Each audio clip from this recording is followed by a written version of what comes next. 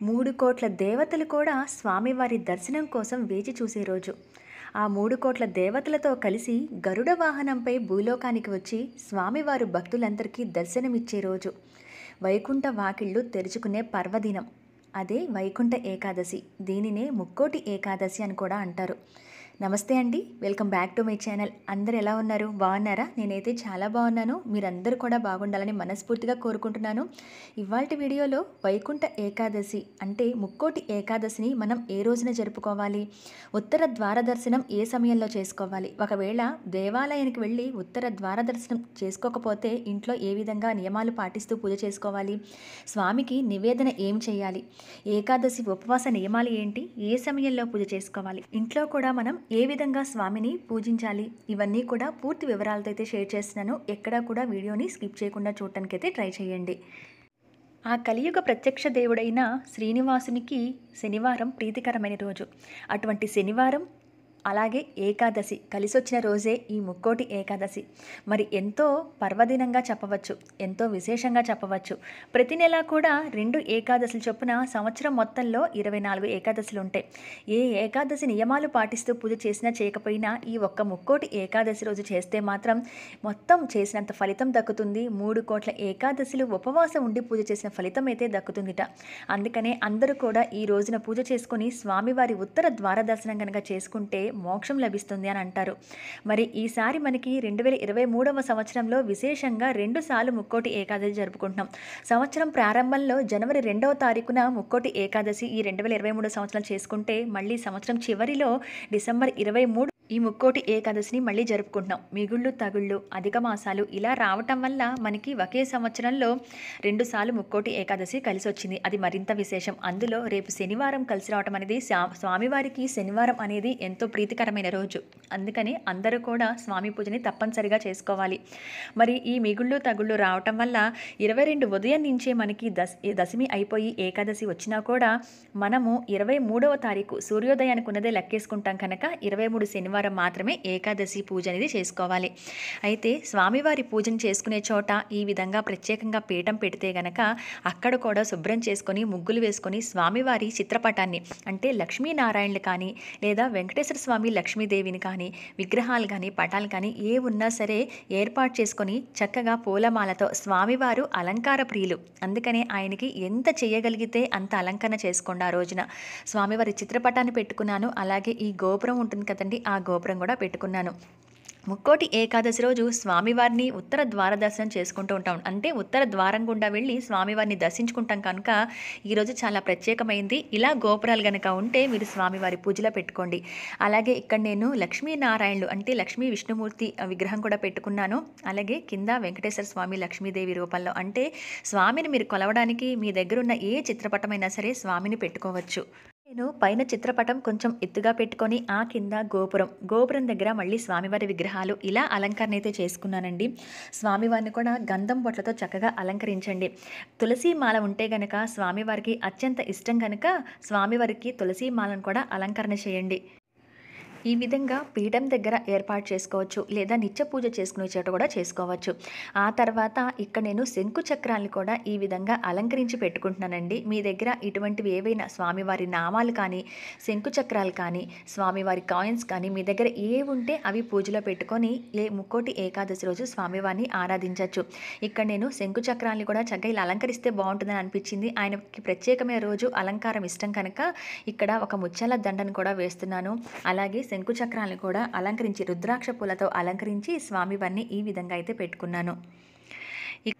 పవిత్రమైన ఈ ముక్కోటి ఏకాదశి అంటే రాక్షసులు బాధలు భరించలేక దేవతలంతా కూడా ఉత్తర ద్వారం దాటి శ్రీమన్నారాయణని దర్శించుకుని తమ బాధలు విన్నవించుకున్నారట. అనుగ్రహించిన శ్రీ మహావిష్ణువు ఆ పీడ వదిలించాడని, అందుకే ఉత్తర ద్వార దర్శనం చేసుకుంటే మనల్ని పట్టి పీడిస్తున్న ఎన్నో సమస్యలు బాధల నుంచి తీరిపోతాయని మనందరం కూడా నమ్మాలి. అందుకని ఈ రోజున ఎంతో ప్రత్యేకంగా ఉత్తర ద్వార దర్శనం చేసుకుంటారు. సంవత్సరం మొత్తం కూడా ఉత్తరం వైపు తలుపులు మూసి ఉండే అన్ని దేవాలయాల్లో ఈ రోజున మాత్రం ఉత్తరం వైపు నుంచి స్వామివారిని లోపలికి వెళ్ళి మనం దర్శనం చేసుకునే భాగ్యాన్ని కల్పిస్తారు. ఎవరైతే ఉత్తర ద్వార దర్శనం ఈ రోజున చేసుకుంటారో వాళ్ళ జీవితాల్లో ఎటువంటి గ్రహ దోషాలు కానీ జాతక సమస్యలు కానీ ఆర్థిక సమస్యలు కానీ అవన్నీ తీరిపోతాయని నమ్మకం. ఏ వ్యక్తి అయినా ముక్తి పొందాలి అంటే ఉత్తర ద్వార దర్శనం చేసుకోవాలి.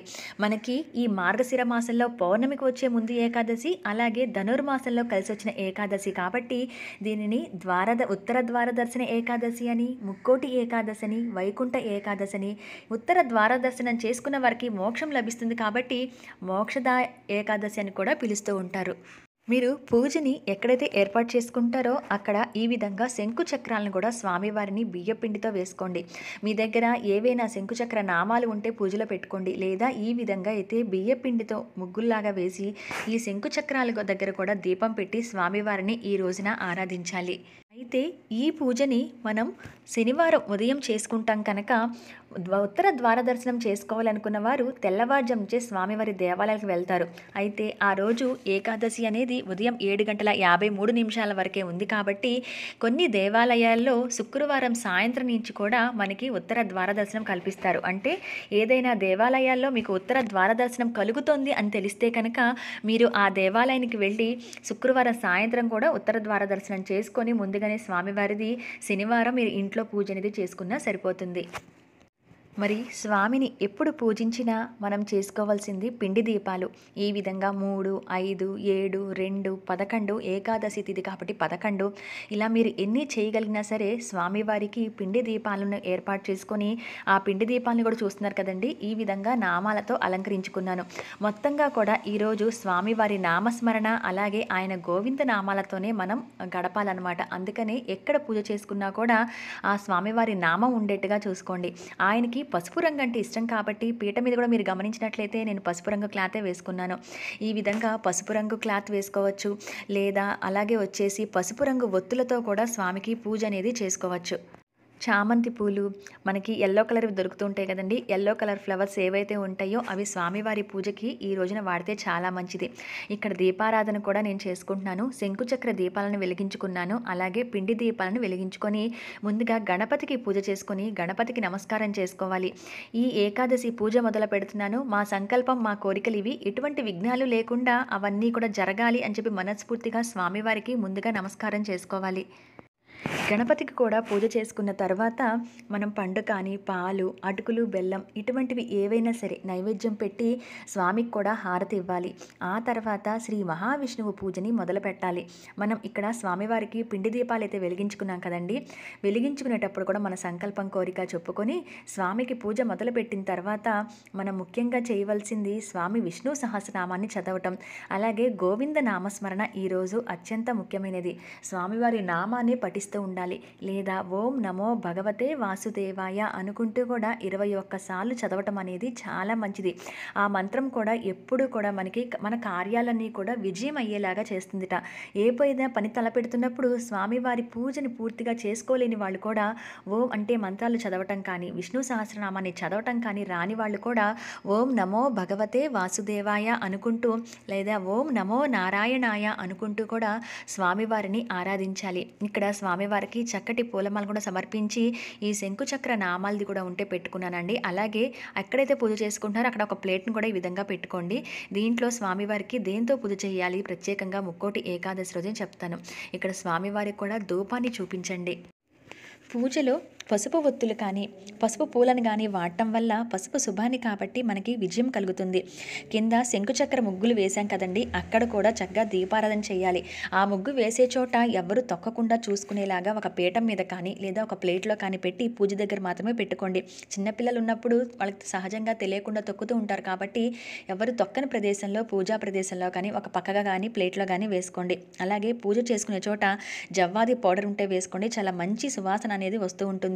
ఇలా విగ్రహాలు స్వామివారిది ఉంటే గనక, పునుగు ఉంటే గనక స్వామివారికి ఒంటికి రాయండి. అంటే స్వామివారిని ఇంత అందంగా అలంకరిస్తాం కనుక ఎటువంటి దిష్టి తగలకుండా స్వామివారికి అభిషేకాల తర్వాత అలంకరించే ముందు ఆ పునుగుంటే గనక స్వామివారి విగ్రహాలకైతే అప్లై చేసుకోండి.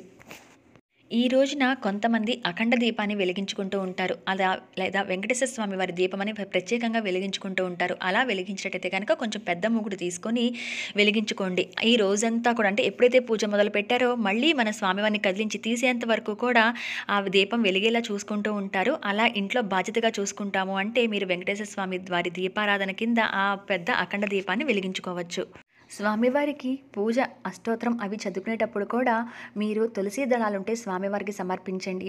ఈ విధంగా ముద్ద కర్పూరం తీసుకోండి లేదా పచ్చ కర్పూరం తీసుకోండి. స్వామివారి గోవింద నామాలు చదువుతూ కూడా ఈ కర్పూరాన్ని ఒక ప్లేట్లో అయితే పెట్టుకుంటూ ఉండండి. అంటే మనం అక్షింతలతో పూలతో ఏ విధంగా అయితే పూజ చేస్తామో అదేవిధంగా ఈ కర్పూరాన్ని స్వామికి కొంచెం కొంచెంగా కూడా సమర్పిస్తూ ఈ గోవిందనామాలు కానీ లేదా అష్టోత్తరం కానీ చదువుకుంటూ ఆ కర్పూరాన్ని స్వామికి సమర్పించండి. అలాగే స్వామి పూజ అయిన తర్వాత అమ్మ కూడా చక్కగా కుంకుమ పూజ చేసుకోవచ్చు. చిట్టి గాజులు కానీ మంగళకరమైన వస్తువులు కానీ ఇటువంటి వాటిలతో లక్ష్మీదేవి అమ్మవారికి కూడా పూజ చేసుకోవాలి. ఇక్కడ నేను స్వామివారికి కర్పూరంతో చేసుకున్న తర్వాత ముద్ద కర్పూరం తీసుకున్నానండి. ఆ కర్పూరంతో తీసుకున్న తర్వాత ఇక్కడ కుంకుమ పూజని చేసుకుంటున్నాను. మీకు పచ్చ కర్పూరం ఉంటే కనుక ఆ పచ్చ కర్పూరంతో కూడా చేసుకోవచ్చు. అది ఇంకా చాలా మంచిది కూడా. అయితే తెల్లవారుజామునే ఈ ముక్కోటి ఏకాదశి రోజు తెల్లవారుజామునే లేవటం, తలస్నానం చేయటం, ఇల్లు వాకిళ్ళు శుభ్రం చేసుకోవటం, గుమ్మాన్ని అలంకరించడం, మామిడి తోరణాలు కట్టుకోవటం, ఈ విధంగా స్వామివారి పీఠాన్ని ఏర్పరిచి పూజకి అన్ని ఏర్పాట్లు చేసుకొని స్వామి పూజ చేసుకోవటం, అమ్మవారికి కుంకుమ పూజ చేసుకోవటం, ఈ విధంగా చేసుకొని ఎవరైతే ఉత్తర ద్వార దర్శనం చేసుకుంటారో ఆ స్వామి దయ వల్ల సంవత్సరం మొత్తం కూడా విష్ణుమూర్తి అనుగ్రహం కలిగి వృత్తిపరంగా అంటే ఉద్యోగపరంగా కానీ ధనపరంగా కానీ బాగా కలిసి వస్తుందట. ఎటువంటి సమస్యలున్నా, ఆరోగ్య సమస్యలున్నా, సంతానం లేని వారికి సంతానం కలగటం కానీ, అనారోగ్య సమస్యలన్నీ కూడా పోయి వాళ్ళకి బాగా కలిసి వస్తుందని చెప్తారు. అలాగే ఉపవాసం ఉండాలి అనుకున్న వాళ్ళు ఈ ఒక్కరోజు ఉపవాసం ఉంటే కనుక 3 కోట్ల ఏకాదశిలో ఉపవాసం ఉన్న ఫలితం కలుగుతుంది. ఉపవాసం ఉన్న వాళ్ళైతే కనుక దశమి నుంచే మొదలు పెడుతూ ఉంటారు. అయితే పూర్తిగా ఉపవాసం ఉండలేము అనుకున్న వాళ్ళు పాలు, పండ్లు, గోధుమ రవ్వ ఉప్మా ఇటువంటివి తింటూ కూడా ఉపవాసం అనేది ఉంటారు. అయితే కొంతమంది వచ్చేసి ఈ రోజున బియ్యానికి సంబంధించిన పదార్థాలు తినటం కానీ అలాగే బియ్యానికి సంబంధించిన నైవేద్యాలు స్వామివారికి నివేదన చేయడం కానీ చెయ్యరు కనుక కొబ్బరికాయ కొట్టచ్చు.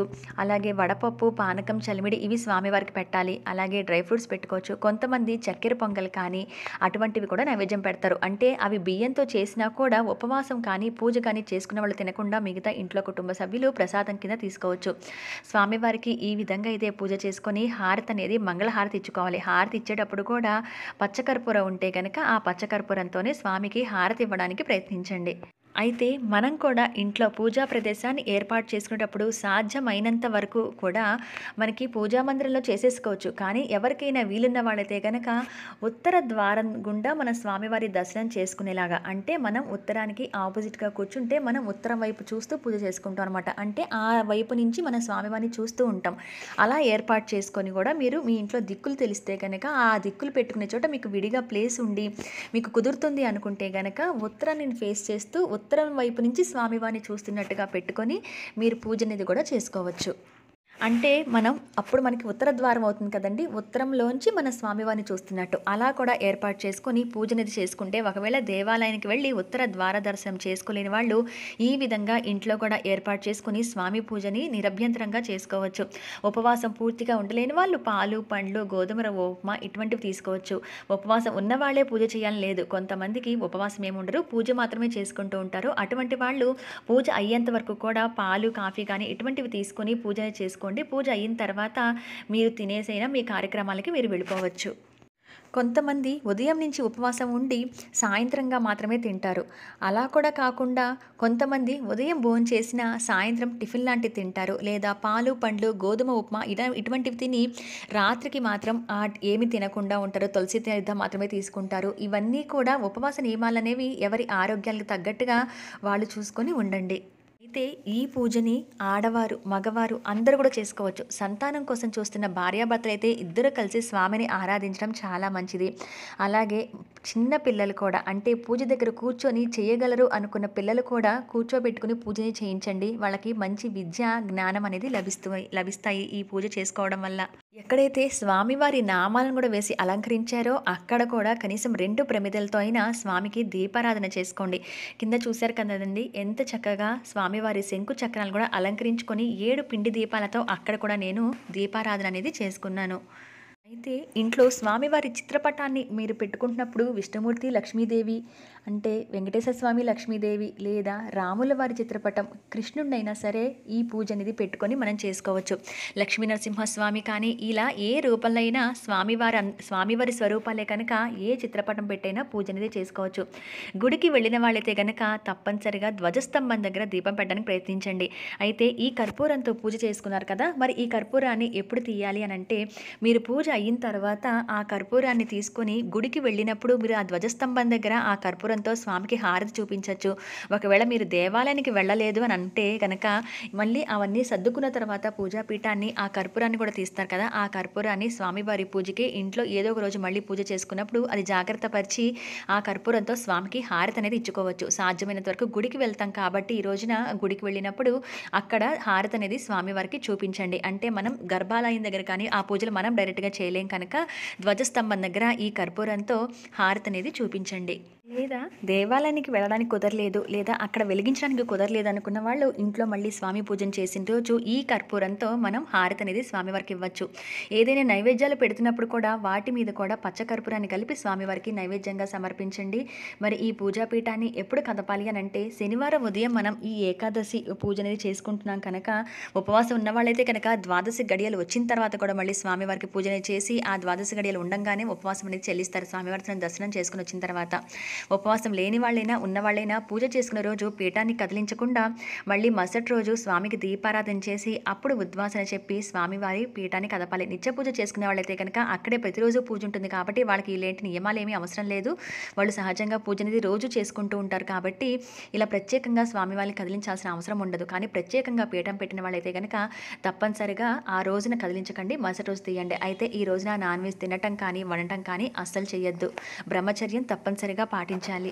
పూజను కూడా తెల్లవారుజాము చేసుకోవచ్చు లేదా ఆ రోజంతా కూడా వైకుంఠ ఏకాదశి కిందకి వస్తుంది కాబట్టి మీరు తిథి వెళ్ళే లోపల ఏకాదశి తిథి వెళ్ళే లోపల అంటే 7:53 వరకు ఉంది కాబట్టి అప్పుడు పూజ మొదలుపెట్టి ఎండింగ్ అనేది అటు ఇటు కూడా అయినా నష్టం లేదండి.